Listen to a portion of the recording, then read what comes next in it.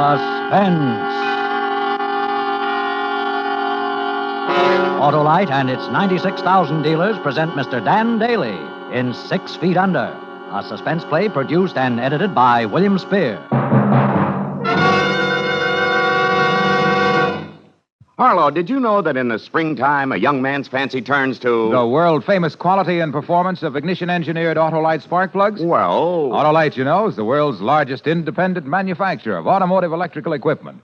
And when you come right down to it, who knows more about the best spark plugs for your car than Autolite ignition engineers? The men who design coils, distributors, and all the other important parts that go to make up the complete automotive electrical system.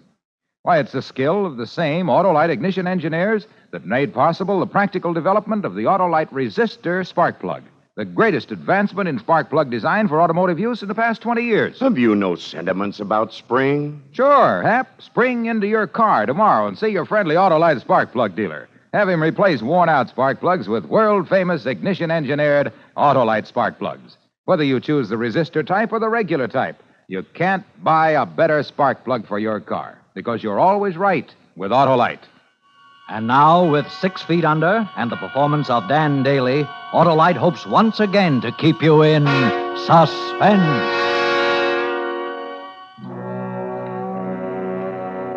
You'll never know what it's like down there. You're 6 feet under 10 hours a day without food or water, with that light on your face so the yokels can pay their dimes and stare down at you. It's like being dead, only you know what's going on. The pump that feeds the air down to you seems to be keeping time with your heartbeat, and you can't help thinking that if it ever stops, the heartbeat will stop with it. You get a lot of time to think down there, to think of all the things that can happen. And when the show closes for the night and they dig you up, you head for the nearest bar to forget all the crazy things you've been thinking. Yeah, what'll it be? Double whiskey beer chaser. Hey, you with the carnival? Yeah. Must be interesting. What do you do? Got a sideshow. Fill us up, will you? Sure. What's your trick, sword swallower? Now I roll over and play dead. Oh, you're the guy that's buried alive. Yeah, I saw you this afternoon at the matinee. Took the kids over. Yeah? What are you raising, a couple of undertakers? Oh, I didn't take them into your tent. Seemed kind of a morbid thing for kids. But not for you. Huh? What do you mean? Skip it. How about hitting this glass again? Okay. Now, the people see that act of yours. Tent was crowded. I kind of thought it'd be different. How different?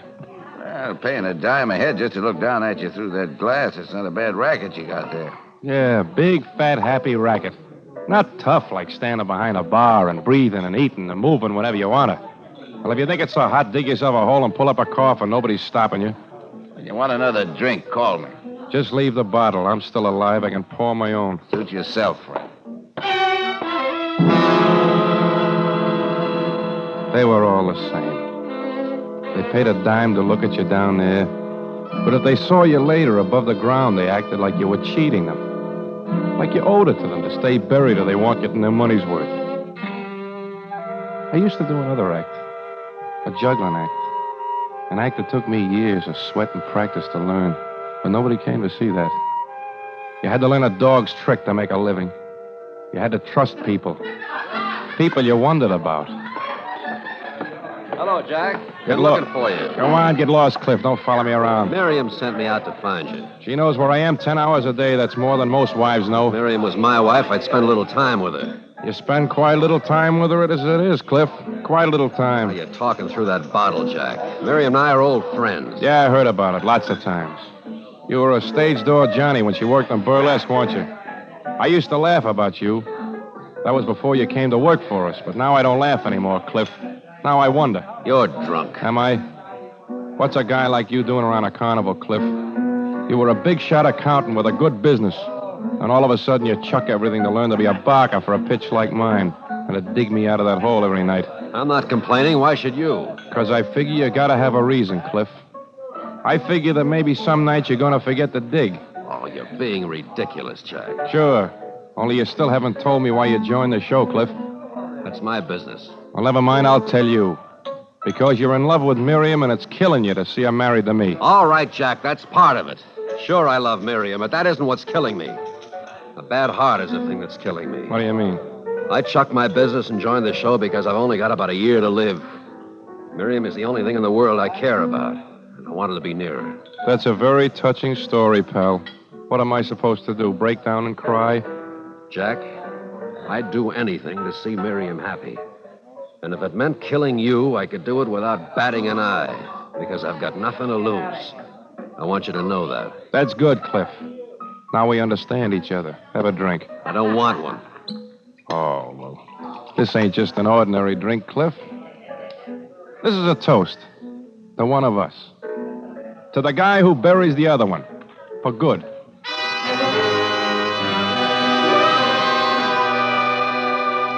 It was a fool thing to do. A mistake.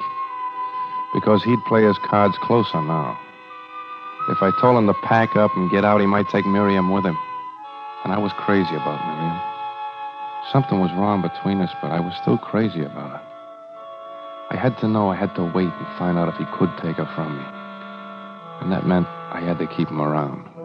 And every day he'd have me helpless down there in that hole like a baby. I didn't want to drink anymore.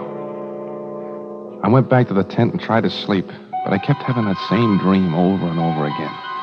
Not a picture dream, but a dream in sound. The sound of that air pump that kept me alive down there. It got slower and slower, and then it stopped. And I woke up choking. I jumped out of bed. Jack! Yeah. Jack, is that you? Yeah, Miriam. You go back to sleep. Is something wrong, dear? Oh, I had a dream, that's all. Go back to sleep. Oh, well, maybe if I may just... I don't want any hot milk. I'm going out for a while. Jack, I hope you're not... Where would I get it this time of night? I'm not going to drink, so save the lecture. You don't have to snap at me like that. That's all you've been doing lately. Have I? Well, nobody's died from it so far. I don't get you at all. Don't you? Well, maybe you're not trying hard enough. I'm going for a walk. Jack! Jack!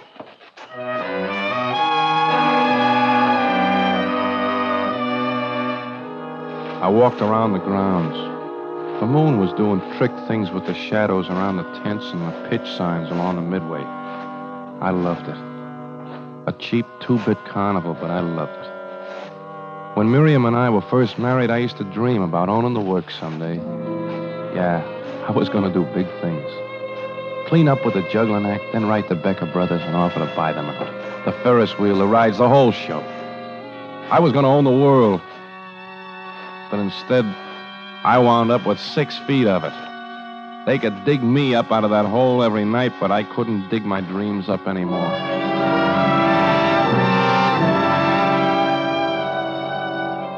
Finally, I went back to my own tent and slept until showtime. Miriam was gone when I woke up, so I walked over to our pitch. I was going to pull the flap and go in, but then I heard her talking to Cliff. So I listened. Again last night. I hate it when he's like that. I can't stand it much longer. You won't have to stand it after tomorrow night. You'll be away from here. Things will be different. You're sure you want to do this for me, Cliff? I want you to be happy. He suspects something. I know him. If he finds out... He won't find out. Not until tomorrow night. And when he does, it'll be too late. He won't be able to do anything about it. You love your wife and you stand outside a tent and hear her planning to murder you. It wasn't only Cliff. It was her, too. And I knew right then what I had to do. I had to kill them. I had to kill the both of them. And tonight, right away.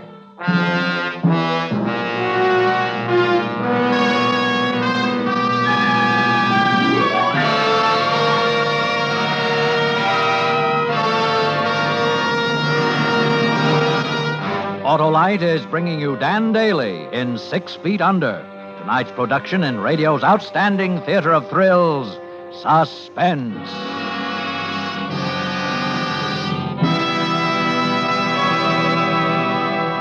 Say, Hap, who knows more about law than a lawyer? You sure got me this time, Harlow. Well, then who knows more about the best spark plug for your car than Autolite ignition engineers? The men who designed the complete electrical system for many makes of America's finest cars. They engineer spark plugs just as they engineer coils, distributors, and all other ignition parts to work together as a perfect team. Go on, Harlow. Well, it's the skill of the same Autolite ignition engineers that made possible the practical development of the Autolite resistor spark plug, the greatest advancement in spark plug design for automotive use in the past 20 years. And the newest addition to a complete line of transport, aviation, marine, and regular automotive spark plugs, engineered by Autolite in sizes and heat ranges for every purpose. I guess I've learned my lesson. So, friends, see your friendly Autolite spark plug dealer. Have him replace worn-out spark plugs with world-famous ignition-engineered Autolite spark plugs. And whether you choose the resistor type or the regular type, you can't buy a better spark plug for your car, because you're always right with Autolite. And now Autolite brings back to our Hollywood soundstage our star, Dan Daly, in 6 Feet Under, a tale well calculated to keep you in suspense.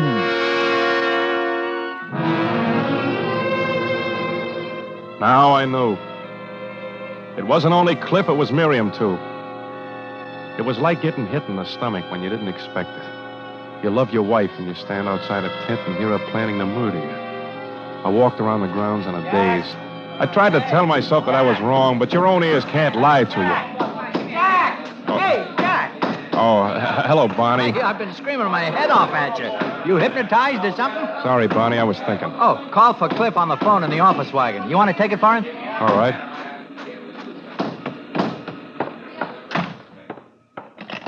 Hello? This is Morton at Trans-Country Airlines. I have your reservations confirmed. Oh, good. 2 seats on the midnight plane to Chicago tomorrow night. Thanks a lot. I know you said you'd come in to pick up the tickets this afternoon, but I wanted to call and let you know it's confirmed. I'm glad you did. You'll never know how glad. Just part of our service there. I'll hold the tickets for you. Now, you're going to enough trouble. You can cancel the tickets. But I thought I'm changing somebody's mind. Nobody's going to Chicago tomorrow night. Nobody.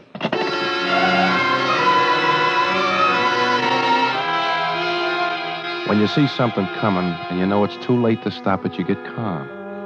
You watch it like it was happening to somebody else. I had to kill them. I had to kill the both of them. Tonight after the show. After they brought me up. I'd have 10 hours down there to think of a way. I went into the tent and watched Cliff getting the hole ready for me. I wanted to laugh.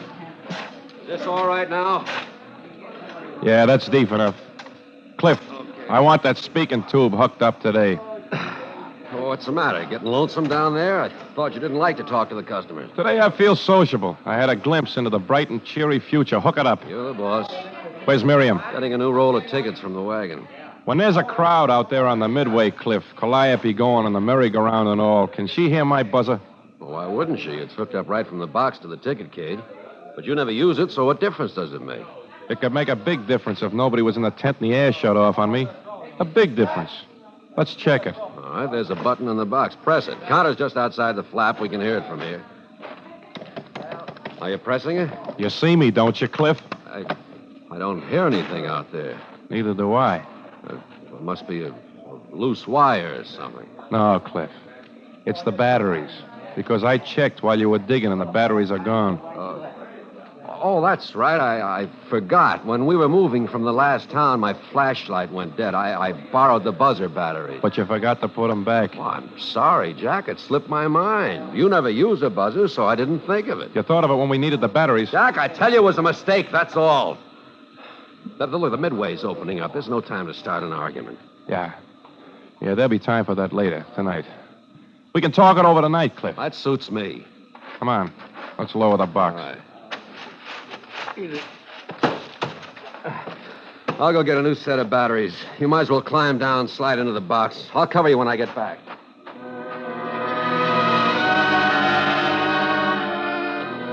I lit a cigarette. My hands were wet and shaking. Suppose he didn't wait until tomorrow night. Suppose this was it. I couldn't tip my hand by refusing to go down, but I had to make sure I'd come up again. Just this once. He'd be gone a couple of minutes, long enough. I ducked out of the tent and across the Midway to the pitch of old Anna, the fortune teller. Oh, Why are you so jumpy about, Annie? You act like you've been seeing ghosts. I was communing with other world. Say that for the suckers. I want you to do something for me. I want you to promise, and I don't want you to forget. Is it evil thing? No, Anna, it isn't evil. When we shut down at night, I want you to come over to the tent, that's all. I want you to hang around there until Cliff digs me up, understand? Beware of lower world, Jack. Evil things lurk there. Promise me, Anna. I promise. But let me read your fortune in the cards. It only takes a minute. There's no time. Besides, you read them for me on the train the other night. Was there something there you didn't tell me? Are you trying to frighten me with a sucker pitch? There was evil. The death cards were around you. They were all around you. Shut up, you old fool. Just come over to the tent tonight. That's all I want from you. That's all.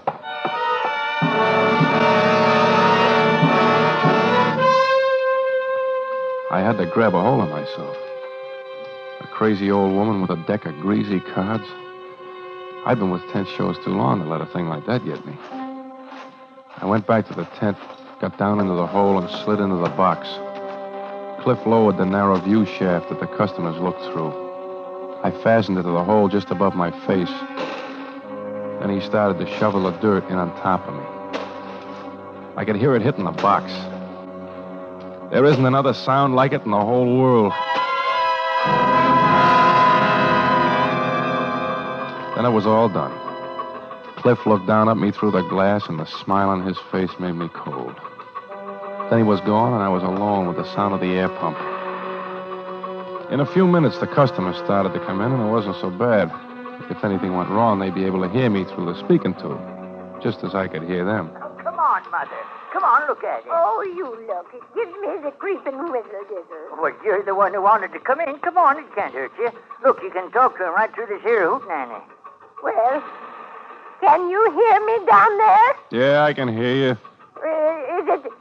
well, are you all right? Yeah, I'm all right. See, just like I told you, there's nothing to it. That's all we see for our money? Sure, the whole darn thing's a jip. Well, so long down there. We'll all join you someday, sooner or later. Oh, Dad, what a thing to say. I think they'd give you a little more for your money, though. That's the way it was. Hour after hour, face after face, until all the faces blurred and ran together. Their voices came down with the same questions and the same disappointed wisecracks. But they kept paying and they kept coming. It was getting on to late afternoon because the crowd was beginning to thin out. Everybody would be headed home for dinner by 5:30, and the gang working on the midway would knock off and go to the commissary tent for chow. At 6:30, the crowd would drift back again. The big crowd with the men home from work. And by the time they were gone, old Anna the fortune teller, my insurance policy, would be standing by, and Cliff would have to dig me out whether he wanted to or not. I was glad to see the crowd go for a while. It gave me the next hour alone to think and plan things out. Then it hit me. The next hour alone. I'd forgotten that part of it. I looked up. There were no faces in the viewing glass. I felt around with my hand, and I found the buzzer button in the ticket cage.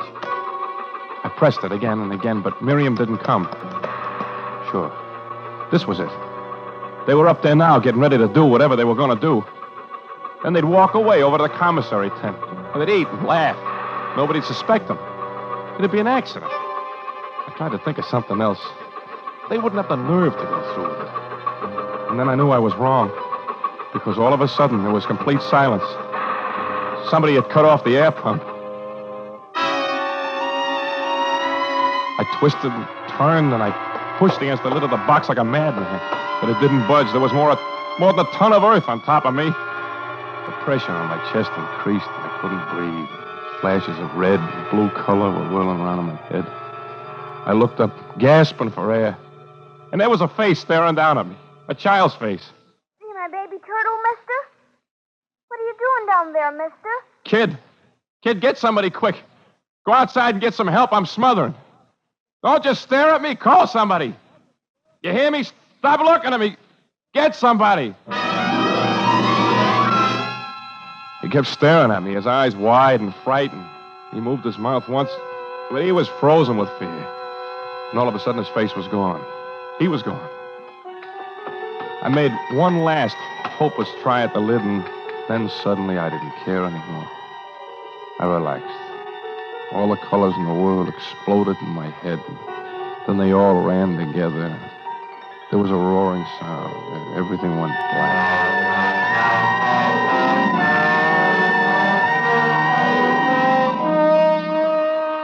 I came out of it slowly. The pump was going again. The beat of it keeping time with the throbbing in my head. And they were digging for me. I could hear the sounds of the shovels in the earth. And then finally against the wooden top of the box. We'll get him out. There we are. And give me a hand. Hey, you all right, Jack? Yeah. Yeah, I'm okay now. Oh, no, Booster. Come on, pull it up there. It's all right. Leave me alone. I'm all right. Jack, I'm come over to my tent and sit down. There is evil here. I don't want to sit down. Where's Miriam? Where's Cliff? Somebody went for them to the commissary tent. They will be here soon. Yeah, soon. But it wouldn't have been soon enough. Lucky thing I spotted that kid running out of here. He's been sneaking into shows. He saw the air pump motor out and back and turned it off while he was fooling around with it. You figure that's the way it happened, huh? Come here. What's the matter here? Jack, what are you on top for? What happened? Take a guess, Miriam. There was an accident. Some kid shut off the motor for the air pump. See, Miriam, that's all it was. Just an accident. Nobody to blame. Jack, I should have been here. Yeah, maybe you should have. You could have kept that kid out of the tent. It would have worked out better. Where's Cliff? Around, I don't know. You could have been killed down there. That's what I figured, too. I could have been, but I wasn't. Don't worry about it, baby. It won't happen again. It won't happen to me again.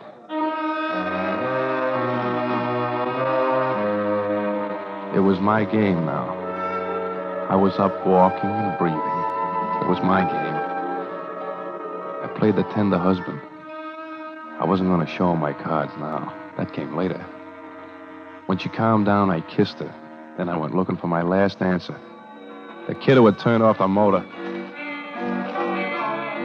There were kids all over the place, all looking the same, the way kids do. But I'd remember his face.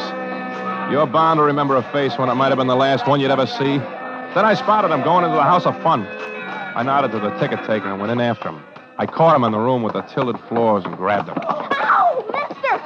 Let me go. Take it easy, kid. You won't get hurt. I didn't do nothing honest. Why'd you turn that motor off? I was just fooling with it and it stopped, that's all. I didn't know what it was. Who told you to turn it off? Nobody. Let me go. Stop, Kick. Tell me the truth or I'll give you a buck. I am telling the truth. Tell me. Tell me who told you. Stop biting me and tell me. Oh! I'll tell my pop. He'll fix you. Let me go. I'll let you go when you answer me. What do you want me to say, mister? A man told you to turn that motor off, didn't he? No. I mean, yes. All right, yes. kid. All right. Here's your dollar. I don't want no dollar. I want to go home.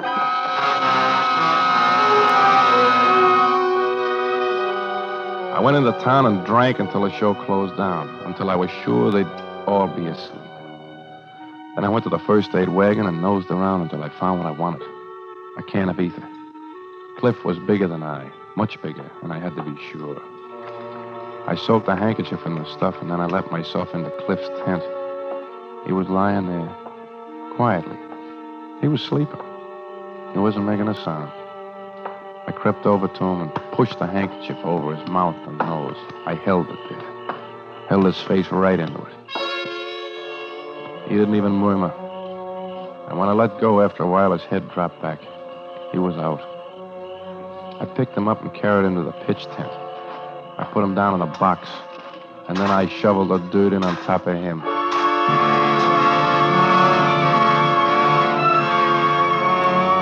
I left the air pump running. I wanted Miriam to see him down there. Him instead of me. Then I could stop it waiting up for me when I went back to get her. Well, it's about time you got back. I've been worried sick about you. Worried about me, baby? That's silly. I can take care of myself. That accident this afternoon. I'm still shaky. Yeah, I can see why you would be. Jack, there's been something wrong with us. Maybe it's my fault. I want to straighten it out. Everything will be straightened out all right real soon. Come on. Let's go for a little walk. But it's after midnight. I know, but I got a surprise for you. Something I want you to see. What is it? Over at the pitch tent. Come on.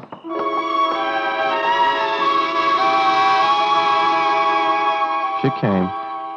I had to hand it to her. She was playing the act to the hilt, just like nothing was wrong.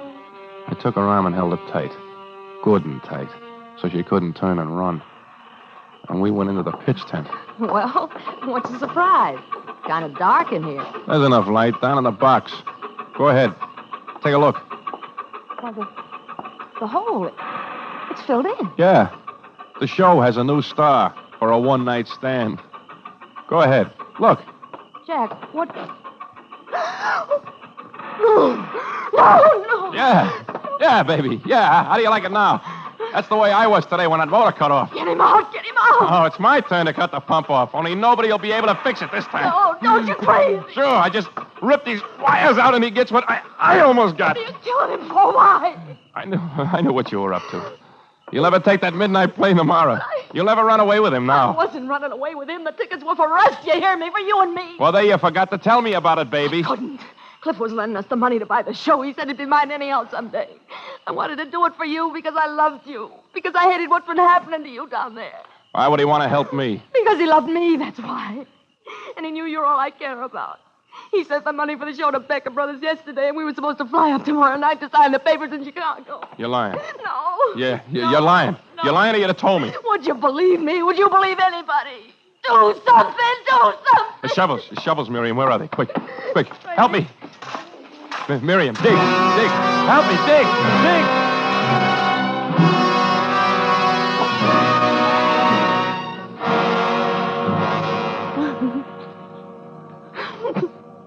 And that's it, Sheriff. You'll never know what it's like down there. You have nothing to do but thinking. Well, you get to thinking crazy things. That's why it happened. And when we got to him, he was dead. I see. Mm-hmm. If you want to have that typed up as a confession, I'll sign it. Isn't much good that'd do. That deputy that came in a while ago gave me a copy of the coroner's report. Cause of death, coronary thrombosis. His heart. No strangulation. He was already dead when you stopped that air pump. He was dead even before that, before you give him the ether. You mean Jack didn't kill him? Not according to the coroner. Death from natural causes. Then you're not going to charge me with murder? You can't murder a dead man, mister. Just like you can't lock a man up for being a fool. Oh, Jack. It's all right, baby. You heard him. They can't do anything to me for being a fool.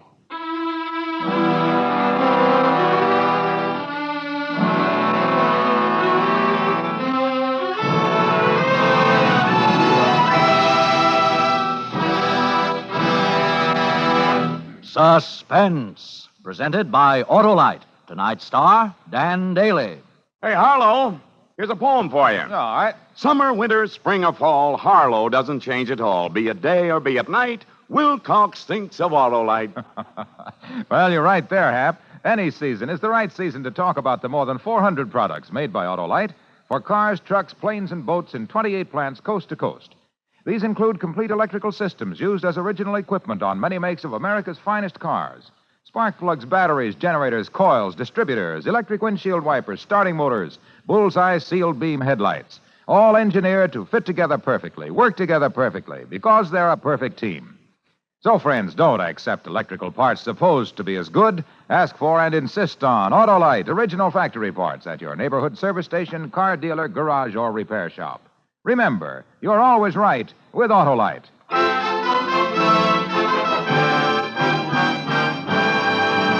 Next Thursday for Suspense, our star will be Ray Milland. The play is called Pearls Are a Nuisance, and it is, as we say, A tale well calculated to keep you in suspense. Tonight's Suspense play was produced and edited by William Spear and directed by Norman MacDonald. Music for Suspense is composed by Lucien Morawek and conducted by Lud Gluskin. 6 Feet Under is an original play written for radio by Joel Murcott. Dan Daly will soon be seen with Ann Baxter in the 20th Century Fox Technicolor production, Ticket to Tomahawk.